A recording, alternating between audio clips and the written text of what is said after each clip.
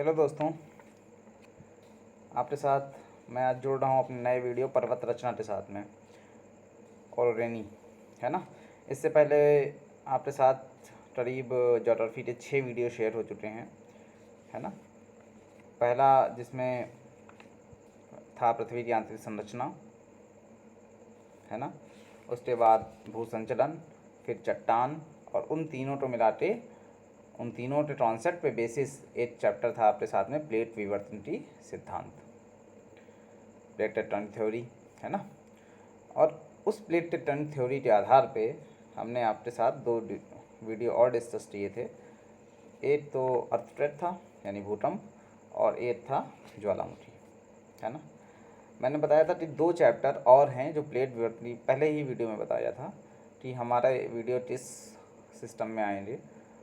तो 2 वीडियो और आने हैं। एक तो पर्वत रचना जो मैं आज पढ़ा रहा हूँ, और इसके बाद एक वीडियो और आएगा, छोटा वीडियो है सुनामी, क्योंकि पहले जो आप कॉन्सेप्ट समझ चुके हैं प्लेट विवर्तन की सिद्धांत तक, प्लेट टेक्टोनिक थ्योरी तक, उन सिद्धांतों के आधार पे चाहे वो भूकंप हो, चाहे ज्वालामुखी हो, पर्वत रचना है, सुनामी है, ये इन सब को एक्सप्लेन करना इन सब को, या इन सब का एक्सप्लेनेशन करना बहुत ईजी हो गया है ना। तो शुरू करते हैं पर्वत रचना। इससे पहले ये वीडियो शेयर करें, बता दें कि वीडियो तो उतना अच्छा रिस्पांस तो नहीं मिल रहा है यूट्यूब पर, लेकिन हाँ मिल रहा है इन फ्यूचर, क्योंकि अभी स्टार्टिंग है तो फ्यूचर में रिस्पांस अच्छा मिलने की उम्मीद है मुझे। उम्मीद इसलिए भी है क्योंकि ट्रांसेप्चुअल वीडियो कोई नहीं बनाता। ट्रांसेप्चुअल वीडियो का स्कोप इसलिए भी कम होता है क्योंकि मेंस देने वाले कैंडिडेट बहुत कम होते हैं। लेकिन तैयारी करने का जो बढ़िया सिस्टम है वो ये है कि जब आयोग की तरफ से मेंस और इंटरव्यू हो चुका हो तो आप प्री की तैयारी करिए, और जब प्री हो जाए आयोग का, आपका प्री क्लियर हो ना हो, आप एग्ज़ाम में बैठे हों ना बैठे हों, तब आप मेंस की तैयारी करिए, क्योंकि सभी कैंडिडेट जो मेंस दे रहे हैं वो मेंस की तैयारी कर रहे हैं। और मेंस जब हो रहे हों तो जिस दिन मेंस का पेपर हो जाए उस मेंस के पेपर को सॉल्व करिए, क्योंकि आप प्री में टॉपर बनते तो आयोग नहीं टॉप कर जाएंगे ना, आपका एग्ज़ाम नहीं क्लियर हो जाएगा। आपको प्री के साथ साथ मेंस की भी प्रिपरेशन करनी पड़ेगी, और बहुत लोग ऐसा नहीं करते हैं, तो प्री तो उनका हो जाता है लेकिन मेंस में फिर वो बाहर हो जाते हैं। इसलिए प्री मेंस इंटरव्यू की तैयारी आयोग के साथ साथ चलिए हमेशा, है ना, मेरा यही मानना है। फिर शुरू करते हैं अपना टॉपिक पर्वत रचना यानी ओरोरेनी। पर्वत रचना अगर आपने मेरे प्रीवियस वीडियो नहीं देखे हैं तो देख लीजिए। यकीन मानिए ये वीडियो 5 मिनट का है, बनाने में मुझे चाहे 15 मिनट लगे, लेकिन आपको समझने में इसको 5 मिनट से कम नहीं लगे, ज़्यादा नहीं लगने वाला। क्यों? क्योंकि अगर आप प्रीवियस वीडियो देख के आए हैं तो तब की बात कर रहा हूँ मैं। तो अगर नहीं देखे हैं तो आई बटन पे भी लिंक दे दूँगा मैं, करीब 1 मिनट के अंदर आपको आई बटन के अंदर लिंक मिल जाएगा, है ना। 3 मिनट का वीडियो हो चुका है, 3 मिनट जब होंगे तभी आपको आई बटन पे लिंक मिल जाएगा, ठीक है। फिर देखिए पर्वत रचना शुरू करते हैं। पर्वत रचना आपने जब भू संचलन, दूसरा हमारा जो वीडियो भू संचलन का था, उसमें अगर आप देखें तो भू संचलन में पर्वत निर्माणकारी संचलन आपने पढ़ा होगा, है ना। कोई भी संचलन हो, चाहे वो अपसारी टाइप का हो, चलिए आप तो बहुत डीप में नहीं ले जाते हैं, ऊपर ऊपर बात करते हैं, चाहे वो अपसारी प्लेट सिद्धांत हो, अभिसारी प्लेट सीमांत हो, समांतर प्लेट सीमांत हो, कहीं पर भी हो, है ना। जब तो उनमें क्या होता है, पर्वत रचना आपने पढ़े होंगे, है ना, अगर हो रहा है तो। कई बार चाहे जैसे अपसारी प्लेट सीमांत है उसमें पर्वत रचना नहीं पॉसिबल है ना। अभिसारी प्लेट सीमांत में पर्वत रचना पॉसिबल है, समांतर प्लेट सीमांत में क्या पर्वत रचना पॉसिबल है? नहीं पॉसिबल है ना। तो देखिए जब आपने बल पढ़ा तो वहाँ पे आपने पढ़ा है कि 2 टाइप के बल पढ़े, एक पढ़ा संपीड़न, एक पढ़ा तनाव मूलक। संपीड़न में क्या होता है, प्लेटें एक दूसरे के पास में आती हैं, और तनाव मूलक में बल एक दूसरे के अपोजिट डायरेक्शन में लड़ रहा होता है ना। तो जब अगर संपीड़न बल लड़ेगा तो मोड़दार प्रवृत्ति उत्पत्ति होगी, है ना। अगर संपीड़न बल लगेगा तो मोड़दार, क्योंकि प्लेटें एक दूसरे की तरफ आएंगी, तो वहाँ पर ऐसा वलित पर्वत उत्पत्ति होती। ज़्यादातर पर्वत पूरे विश्व में यही हैं, वलित पर्वत, चाहे वो हिमालय हो, चाहे वो राटी पर्वत हो उत्तरी में टाटा, चाहे वो इंडीज़ पर्वत हो दक्षिणी में टाटा, है ना। तो यहाँ पर तो ये संपीड़न बल यहाँ पे लगता है, ठीक है। संपीड़न बल मतलब दो बल एक दूसरे के अपोजिट डायरेक्शन में, यानी एक दूसरे की तरफ आते हुए। तनाव मूलक बल एक दूसरे के अपोजिट डायरेक्शन में जाते हुए। और तीसरा है ज्वालामुखी प्रोसेस से। ज्वालामुखी प्रोसेस से क्या होता है, ज्वालामुखी प्रोसेस में तो ये पर्वत है ना, पर्वत के अंदर से जब मैग्मा निकलेगा बाहर, लावा आएगा, है ना। तो लावा या कोई भी प्लेट है, मान लीजिए पर्वत तो पहले से पर्वत हो गया फिर, है ना। मान लीजिए कोई प्लेट है, प्लेट में जब आप सारी प्लेट संचलन पढ़ रहे थे हम, तो हमने आपको कैसे बताया था कि ये मान लीजिए आपकी क्या है, महाद्वीपीय प्लेट है, ये आपकी महासागरीय प्लेट है। ये दोनों आपस में जब टकराएंगी, है ना, ये दोनों जब आपस में टकरा रही होंगी तो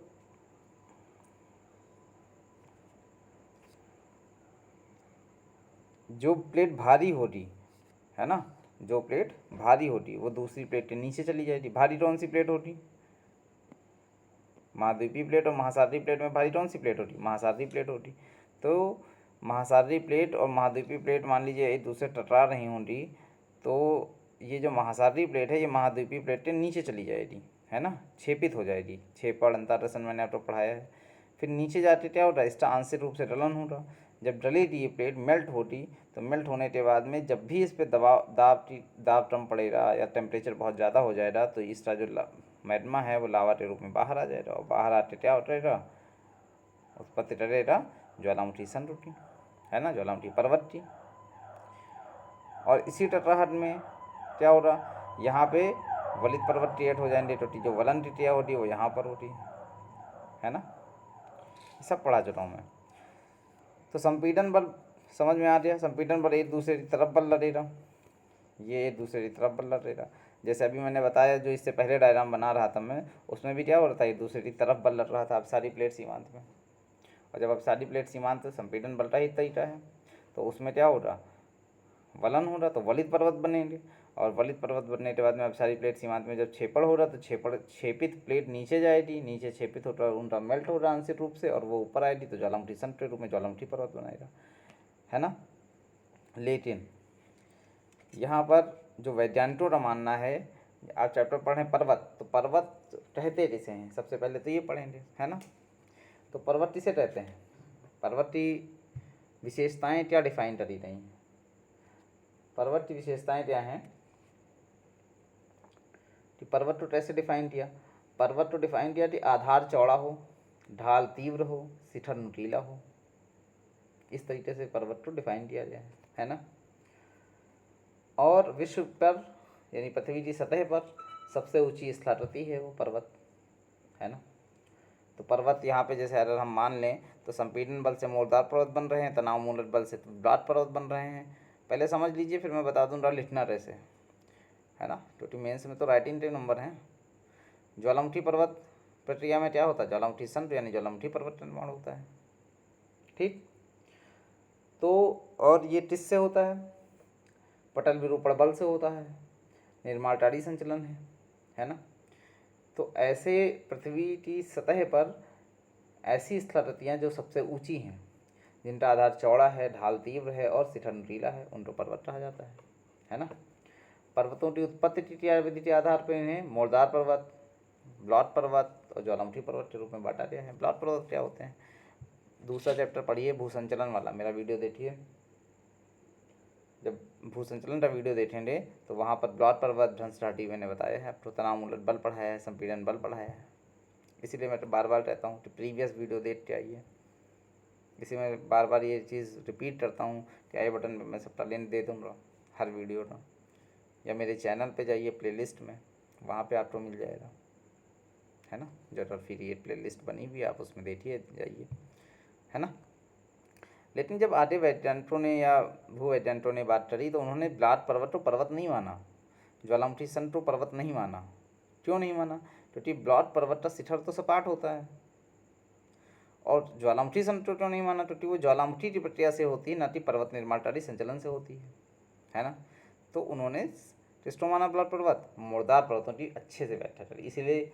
और मुर्दार पर्वत की व्याख्या करने का एक और रीज़न था, वो ये कि मुर्दार पर्वत कहाँ मिलेंगे ये हम उनको पता है, उसकी वैज्ञानिक व्याख्या वो कर सकते हैं कि मुर्दार पर्वत ज़्यादातर वहाँ है जहाँ सारी प्लेट संचलन हुआ है, जहाँ पे प्लेट सीमांत हैं वहाँ पे मुर्दार पर्वत की उत्पत्ति हुई है ना। प्रशांत महासागर का पूर्वी हिस्सा और उत्तरी अमेरिका का पश्चिमी हिस्सा, है ना।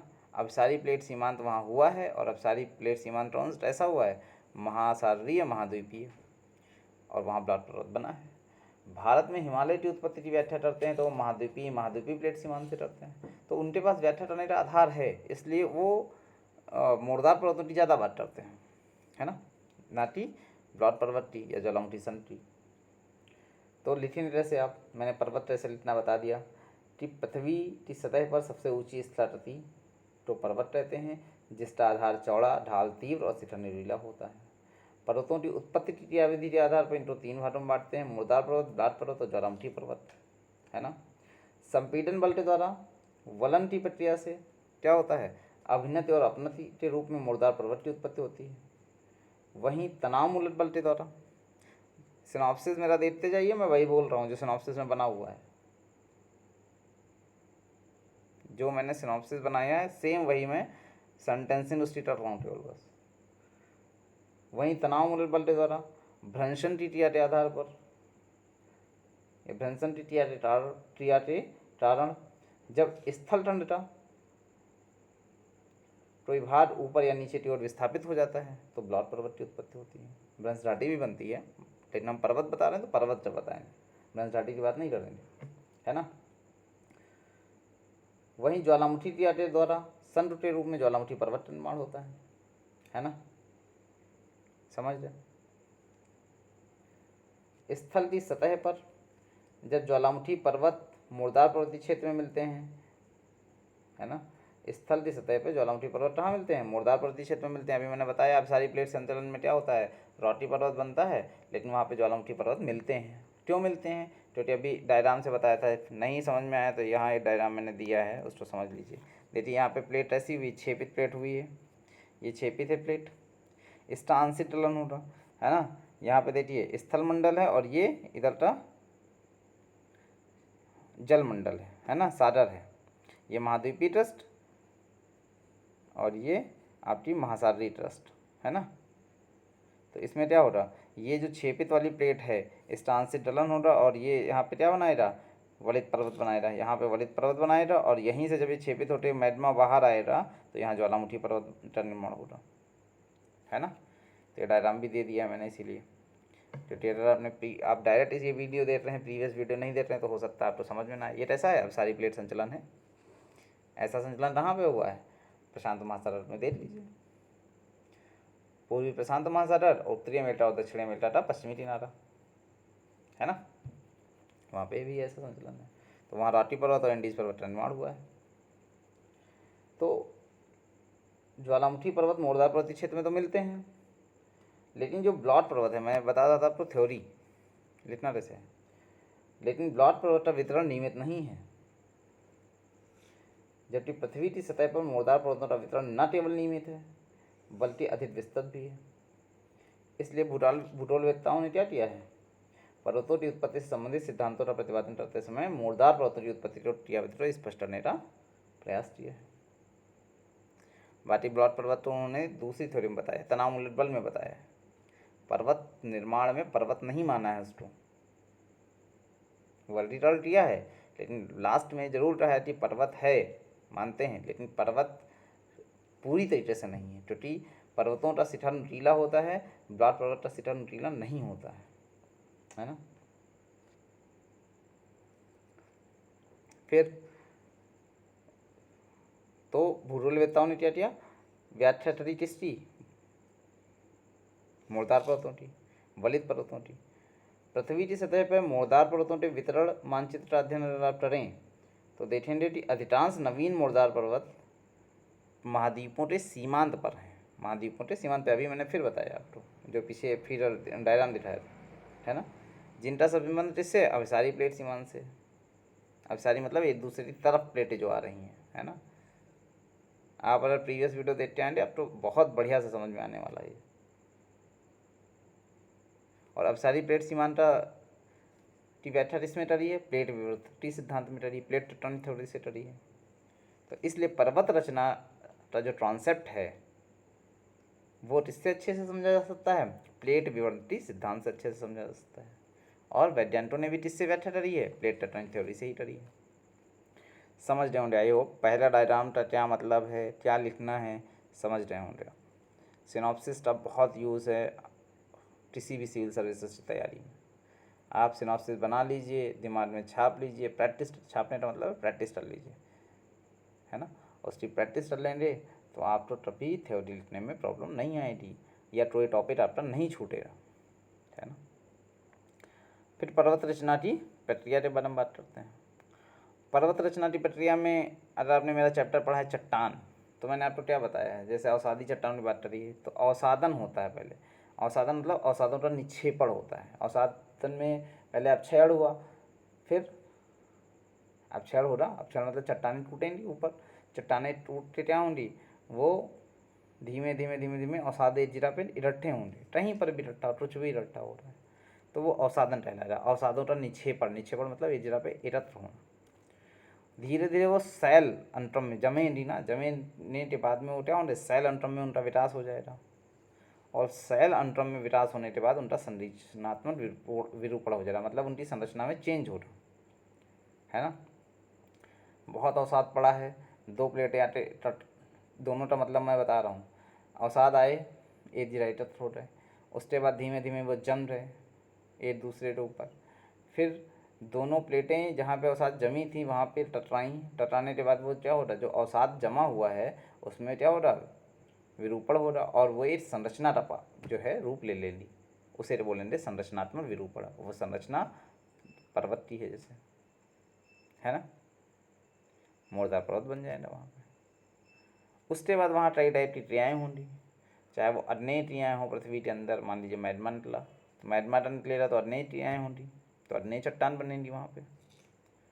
मैग्मा निकलते समय क्या रहेगा? वहाँ पे टेम्परेचर हाई कर देगा तो वहाँ पे टाइम रूपांतरण भी हो सकता है। दूसरी बात, अगर कोई ऐसा काम हो गया कि वहाँ का प्रेशर कम हो गया तब भी वहाँ पे टाइम हो जाएगा। तो जब चट्टान मैंने पढ़ाया है तो टाइम चट्टानें कैसे बनती हैं बताइए ना, मैंने आपको बात। टाइम चट्टानें कैसे बनती हैं?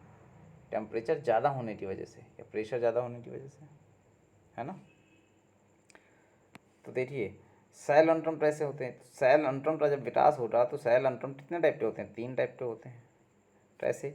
मायोजियोट लाइन, यूजियोट लाइन और ऑफियोलाइट। ऑफियोलाइट महासागर के नितल पे होता है, बाकी दोनों महाद्वीप से संबंधित हैं, है ना।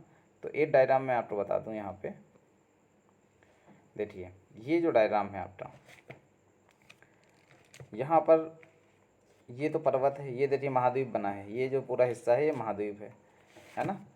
अब देखिए यहाँ पे पर्वत है, पर्वत के बाद में स्थल है, तटीय मैदान है, फिर तट है ये, है ना। तट के बाद में ये महाद्वीपीय ढाल है, फिर ये गहरा सागरीय तल है, फिर स्टार्ट समुद्र है ना। तो धीमे धीमे जब यहाँ स्थलीय भार से आएगा तो निक्षेपण कहाँ पे हो रहा है? यहाँ पे हो रहा है। यहाँ पे क्या हो रहा? अवसादों का निक्षेपण होता रहेगा, ठीक। हो सकता है यहाँ पे इतना फैलाव हो जाए कि ये स्थल में आने लगे धीरे धीरे, ऐसे भी हो सकता है कि धीरे धीरे ये स्थल का पार्ट बन जाए, है ना। जो ज्योग्राफी में जो क्रियाएँ होती हैं वो एकदम से नहीं होती हैं, एकदम से हो रही तो आपदा होती, एकदम से कोई भी ज्योग्राफिकल अगर प्रोसेस हो रही तो वो आपदा है। इसलिए ज्योग्राफी में जितनी भी संरचनात्मक कार्य होते हैं वो धीमे धीमे होते हैं, है ना। देखिए ये मेरा बनाया हुआ फिगर देखिए, इसमें क्या है? तटीय मैदान है, फिर मध्य तट है जो समुद्र में डूबा हुआ है, फिर ढाल है, महाद्वीपीय ढाल, फिर महाद्वीपीय उभार है ना। ये सब महाद्वीप के ही हिस्से माने जाते हैं। फिर इसके बाद महासागर का नितल है।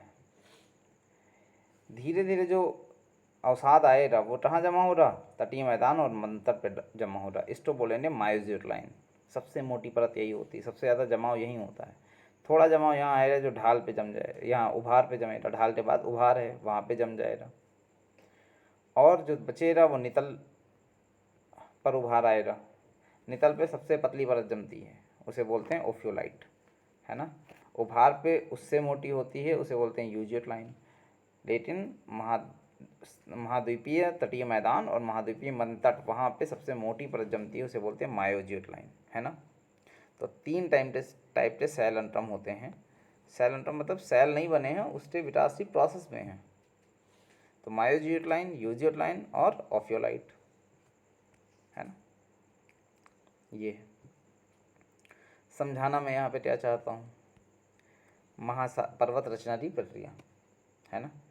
तो लिखेंगे कैसे, देखो आप कुछ मत देखिए, आप केवल सुनिए इस चीज़ को, और ये जो सिनॉप्सिस बना हुआ है वो देखिए। मुर्दार पर्वतों की उत्पत्ति, है ना। अब हम क्या कर रहे हैं, हमने ये चीज़ समझा दी अभी कि हमें एक्सप्लेन करना है मुर्दार पर्वत, ना कि ब्लॉक पर्वत और ज्वालामुखी पर्वत।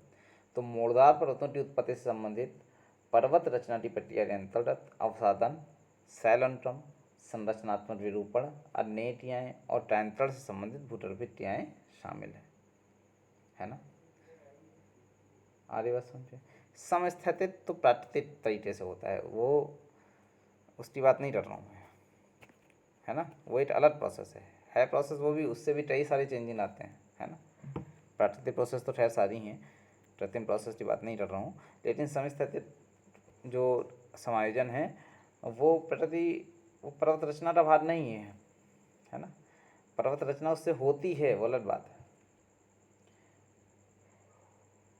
फिर देखिए, अवसादन अर्थात अवसादों का निक्षेपण के द्वारा महाद्वीपीय मध्यतट और तटीय मैदान पर मायोजियोक्लाइन शैलंतरम का विकास होता है। मायोजियोक्लाइन शैलंतरम कहाँ बनता है, महाद्वीपीय मध्यतट और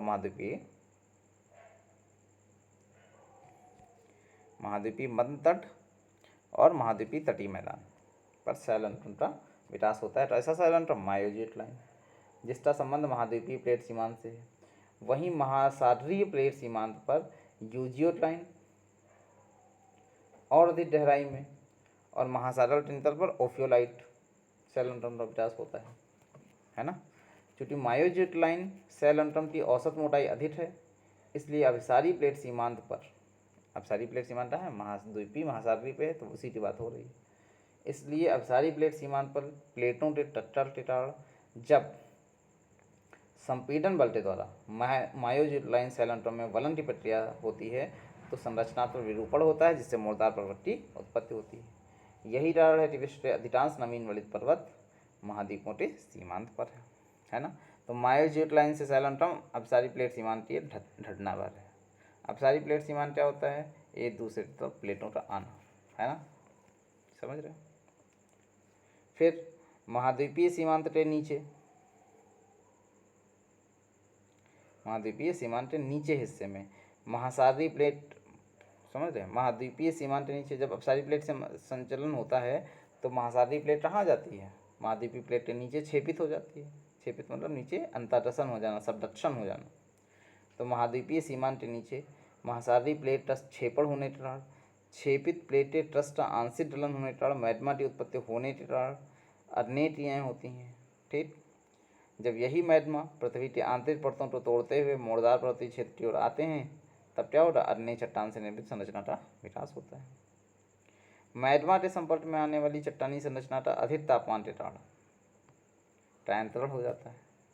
वहीं प्लेटों के आपस में टकराने के द्वारा उत्पन्न संपीड़न बल के कारण भी दाब में वृद्धि से मुर्दार पर्वतीय क्षेत्र में टायंतरण की प्रक्रिया होती है। तो टायंत्री चट्टानें बन जाएंगी। काहे से बनेंगी, टेम्परेचर में ज़्यादा होने की वजह से और दाब में वृद्धि की वजह से। यही कारण है कि अवसादी चट्टानों से निर्मित मुर्दार पर्वतीय क्षेत्र में अग्नेय और ट्रायंत्रित चट्टान से संबंधित संरचना का विकास होता है ना। तो मैंने आप लोग देखिए सिनॉप्सिस में क्या ऐसे ही बताया है, अवसादन हुआ, शैलंतरम का विकास हुआ। शैलंतरम पहले मायोजियोक्लाइन को एक्सप्लेन करेंगे, फिर यूजियोक्लाइन और ओफियोलाइट को एक्सप्लेन करेंगे, है ना। तो जब मायोजियोक्लाइन को एक्सप्लेन करेंगे तो मुर्दार पर्वत की उत्पत्ति हो जाएगी। उसके बाद अन्य टियों में बताएंगे कि अभिसारी प्लेट सीमांत में जो छेपित प्लेट होती है वो डलती है, ऊपर आता है लावा तो टेम्परेचर में वृद्धि होती है, तो कैसे होता है, तो अग्नेयटियाँ होती हैं। साथ साथ टेम्परेचर वृद्धि होने की वजह से जो पहले से चट्टानें मौजूद हैं वो ट्रांजिट चट्टानों के रूप में बदल सकती हैं, है ना। दूसरा, दाब में वृद्धि होने की वजह से जब प्लेटें एक दूसरे की तरफ टकराएंगी तो संपीड़न बल हो रहा, तो दाब में वृद्धि हो रही, तब भी ट्रांजिट चट्टानें बन सकती हैं, है ना। फिर आते हैं तो अग्नेय चट्टानें कैसे बनी, ट्रांजिट चट्टानें कैसे बनी, मुर्दार चट्टानें कैसे बनी, मतलब अग्नेय पर्वत कैसे बने, मुर्दार पर्वत कैसे बने और ट्रांजिट पर्वत यानी रूपांतरित पर्वत कैसे बने, उनका एक्सप्लेनेशन हो गया। देखिए पढ़ाया वहाँ पे था चट्टानों में, वहाँ भी बताया है, लेकिन यहाँ पर्वत रचना पढ़ रहे हैं तो पर्वत रचना के सिस्टम में बताया है आपको कि कैसे तीनों की उत्पत्ति हो रही है। जब कभी भी वाह्य डाल्टों के प्रभाव से, वाह्य डालट भी तो हैं, मनुष्य भी तो है, मनुष्य भी तो ठुट सुरंडे बना रहा है पर्वत के अंदर या कहीं पर भी कुछ भी कर रहा है, तब जब कभी भी वाह्य डाल्टों के प्रभाव से असंतुलन की स्थिति उत्पन्न होती है तब समस्थानिक संचलन के द्वारा क्या होगा, मुर्दार पर्वत पुनः संतुलन की दशा प्राप्त करते हैं। इसका संबंध किससे है, समस्थानिक संचलन से, है ना। इस प्रकार पर्वत रचना क्या है, अंतर्जात बल के कारण मंद गति से होने वाला एक सतत प्रक्रिया है, कंटिन्यू प्रोसेस है, धीमे धीमे होती है। ज्योग्राफी में कोई भी काम तेज से हुआ समझ लो आपदा। धीमे धीमे चट्टान रूट के कहीं पे जाए तो वो अवसादन है ना, अब क्षय है, अवसादन है, निक्षेपण है, लेकिन अगर एकदम से हो जाए तो वो भूस्खलन है ना। फिर प्लेट विवर्ती सिद्धांत के द्वारा न केवल नवीन वलित पर्वतों की उत्पत्ति से संबंधित क्रियाविधि का तार्किक वर्णन किया जा सकता है, बल्कि पर्वत रचना, भूकंप, ज्वालामुखी, सुनामी, सभी का एक्सप्लेनेशन प्लेट विवर्ती सिद्धांत से। इसलिए मैंने 8 चैप्टर पहले ही वीडियो में बताया था कि 8 चैप्टर जो हैं वो एक दूसरे से जुड़े हुए हैं, इसलिए वो 8 चैप्टर का पूरा एक बेंच है। वो 8 चैप्टर आप अलग अलग पढ़ेंगे आपको समझ में नहीं आएगा, आप डायरेक्ट यहाँ पे नहीं आ सकते, अगर आए हैं तो आपके मन में कन्फ्यूजन्स रह जाएंगी, इसलिए प्रीवियस वीडियो ज़रूर देखिए। प्रीवियस वीडियो देख के आप ऑर्गेनी पढ़ेंगे तो आपको समझ में आएगा, है ना। चलिए ठीक है, तो यहाँ पे हमारा ये वीडियो ख़त्म करते हैं। उम्मीद है आपको समझ में आया होगा, अगर नहीं समझ में आ रहा है तो आप पुराने वीडियो ज़रूर देखिए, कमेंट में बताइए कि आपको नहीं समझ में आ रहा है या क्या प्रॉब्लम आ रही है या आप कौन सा टॉपिक पढ़ना चाह रहे हैं, है ना। और साथ ही साथ हमारे वीडियो को लाइक करिए, सब्सक्राइब करिए हमारा चैनल। आप मोटिवेट करेंगे तो जीएस के हम सभी सब्जेक्ट्स को ऐसे ही कॉन्सेप्चुअल वे में पढ़ाएंगे, फैक्चुअल डाटा भी देंगे। हिस्ट्री का एक फैक्चुअल डाटा था, एक वीडियो मैंने डाला था अभी, टेस्टिंग के लिए ऐसे डाला है वो, है ना। लेकिन वो जब मैं डिटेल में पढ़ा रहा हूँ तो बहुत सारी चीज़ें उसमें और एक्स्ट्रा इंक्लूड करके पढ़ाऊँगा, है ना। तो फिर अगला वीडियो में मिलते हैं जो हमारा होगा सुनामी। वो सुनामी प्लेट टेक्टोनिक थ्योरी का लास्ट वीडियो हो रहा, उसके बाद जो वीडियो शुरू होंगे वो मेट्रोलॉजी से शुरू होंगे, मौसम विज्ञान से शुरू होंगे, और यकीन मानिए ऐसे वीडियो होंगे जो यूट्यूब पे नहीं हैं या हैं तो पेड में है, फ्री में मुझे नहीं लगता है। हिंदी माध्यम से, इंग्लिश माध्यम से हो सकता है मैंने देखे ना हूँ और मैंने ना देखे हूँ, ये भी हो सकता है ना, लेकिन फ्री में मुझे नहीं लगता कि हैं। चलिए ठीक है, अगले वीडियो में मिलते हैं सुनामी चैप्टर के साथ। Thanks for watching.